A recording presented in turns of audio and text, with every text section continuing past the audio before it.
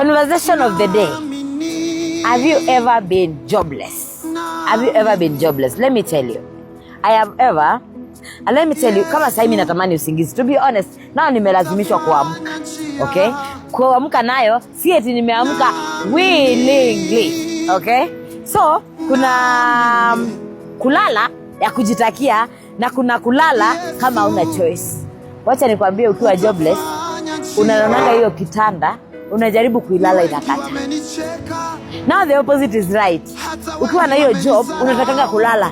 Una snooze hiyo alarm.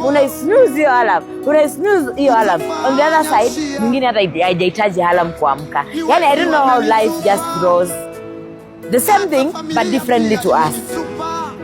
So this day, on Friday, I am making a simple prayer to God that anyone who is jobless, God will come through for you. God will come through for you. Yani in an amazing way, God will come through for you. Lakini sikuwa nimeonyesha, ngoja kwanza hiyo motivation kando. Ona vile jam imeshika sasa. Within 2 minutes, nilikuwa nimeonyesha na 6:15, sasa ni 6:18. 3 minutes kameshika.